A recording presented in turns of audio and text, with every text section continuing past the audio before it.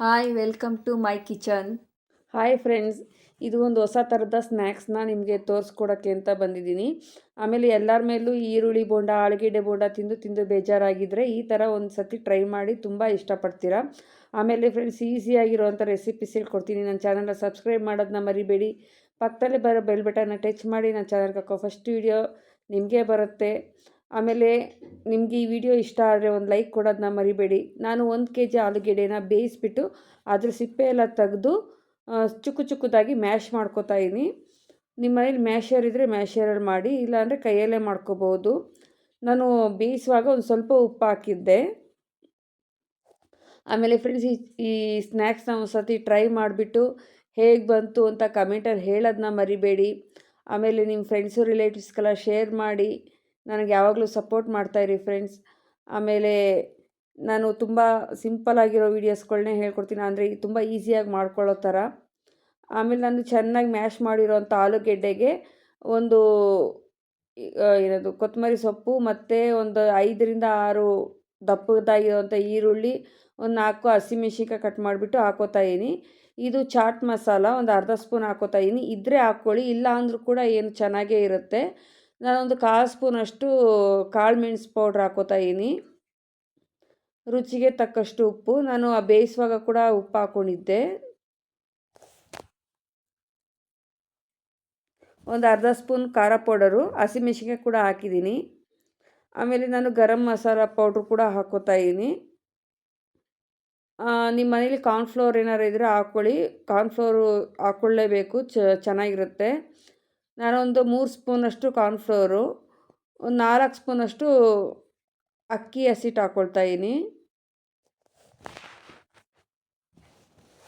ಆಮೇಲೆ ನಿಮ್ಮ ಮನೇಲಿ ಕಡಲೆ ಹಸಿಟ್ಟು ಏನಾರು ಇದ್ದರೆ ಅದು ಒಂದು 3 ಸ್ಪೂನ್ ಹಾಕ್ಕೊಳ್ಳಿ, ತುಂಬ ಚೆನ್ನಾಗಿರುತ್ತೆ. ನಮ್ಮ ಮನೇಲಿ ಇರಲಿಲ್ಲ, ನಾನು ಇವೆರಡನ್ನೇ ಹಾಕ್ಕೊಂಡಿದ್ದೀನಿ.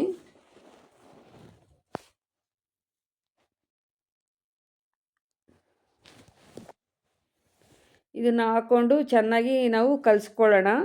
ತುಂಬ ಇದಕ್ಕೆ ನೀರೇನು ಹಾಕ್ಕೊಂಡಿಲ್ಲ ನಾನು. ಏನು ಆಲೂಗೆಡ್ಡೆ ಇದಿತ್ತಲ್ಲ ಅದರಲ್ಲೇ ನಾನು ನೀಟಾಗಿ ಕಲಿಸ್ಕೊಳ್ತೀನಿ.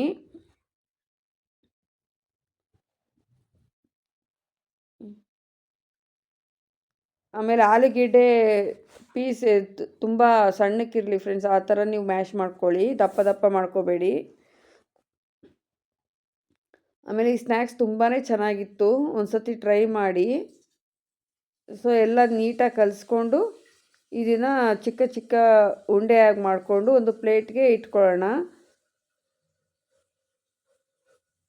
ನೋಡಿ, ತುಂಬ ತೆಳ್ಳಗೇನು ಕಲಿಸಿಲ್ಲ ನಾನು. ಸೊ ಚಿಕ್ಕ ಉಂಡೆಗಳನ್ನಾಗಿ ಮಾಡಿಕೊಂಡು ಒಂದು ಪ್ಲೇಟ್ಗೆ ಜೋಡಿಸ್ಕೊಳ್ಳೋಣ. ಏಕೆಂದರೆ ಎಣ್ಣೆ ಕಾದಾಗ ಅದರೊಳಗಡೆ ಒಂದೇ ಸತಿ ಹಾಕ್ಲಿಕ್ಕೆ ಸರಿಯಾಗುತ್ತೆ. ನಾನು ಇನ್ನೊಂದು ಕಡೆ ಎಣ್ಣೆ ಕೂಡ ಬಿಸಿಯಾಗಿ ಆಗೋಕ್ಕೆ ಇಟ್ಟಿದ್ದೀನಿ.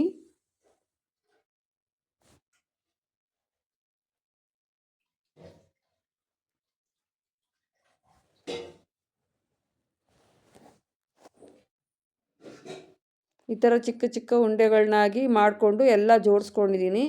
ಈಗ ಎಣ್ಣೆ ಕಾದಿದೆಯಾ ಅಂತ ಒಂದು ಸ್ವಲ್ಪ ಹಾಕಿ ನೋಡಿದ್ದೆ, ಎಣ್ಣೆ ಚೆನ್ನಾಗಿ ಕಾದಿದೆ.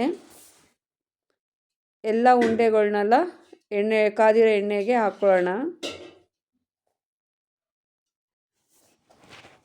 ಎಣ್ಣೆ ಚೆನ್ನಾಗಿ ಕಾದಿರಬೇಕು. ಆಮೇಲೆ ಇದರಲ್ಲಿ ಒಂದು 2 ನಿಮಿಷ ಹಾಗೆ ಬಿಟ್ಬಿಡೋಣ, ಯಾಕೆಂದರೆ ಚೆನ್ನಾಗಿ ಬೇಯಲಿ ಅಂತ. ಬೇಯೋದಕ್ಕೂ ಮುಂಚೆನೇ ನಾವು ಅದನ್ನು ಇದು ಮಾಡೋಕ್ಕೆ ಹೋದರೆ ಎಲ್ಲ ಓಪನ್ ಆಗಿಬಿಡುತ್ತೆ ಆಲೂಗೆಡ್ಡೆ ಹಾಕಿರೋದ್ರಿಂದ.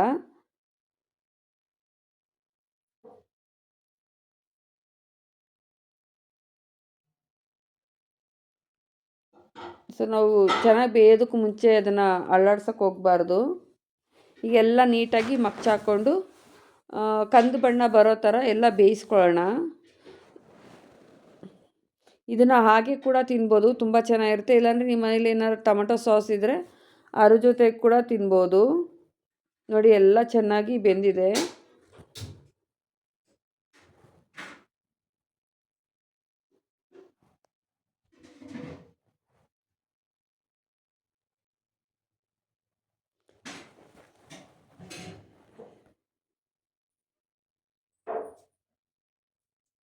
ಈ ಚಳಿಗಾಲದಲ್ಲಿ ಈ ಥರ ಒಂದು ಸ್ನ್ಯಾಕ್ಸ್ ಮಾಡ್ಕೊಳ್ಳಿ ಫ್ರೆಂಡ್ಸ್, ತುಂಬ ಇಷ್ಟಪಡ್ತೀರಾ, ತುಂಬ ಚೆನ್ನಾಗಿರುತ್ತೆ. ಸೊ ಇದೆಲ್ಲ ಬೆಂದಿದೆ, ಇದನ್ನೆಲ್ಲ ಎತ್ಕೊಳ್ಳೋಣ.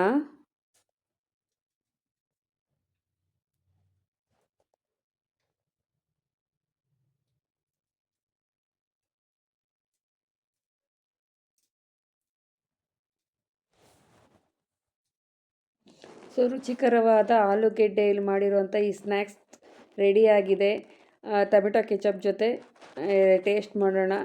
ಆಮೇಲೆ ನೀವು ಕೂಡ ಇದನ್ನು ಟ್ರೈ ಮಾಡಿ ಹೇಗೆ ಬಂತು ಅಂತ ಕಮೆಂಟಲ್ಲಿ ಹೇಳಿ. ಒಂದು ಲೈಕ್ ಕೊಡೋದನ್ನ ಮರಿಬೇಡಿ. ಸೊ ತುಂಬ ರುಚಿಯಾಗಿರುತ್ತೆ.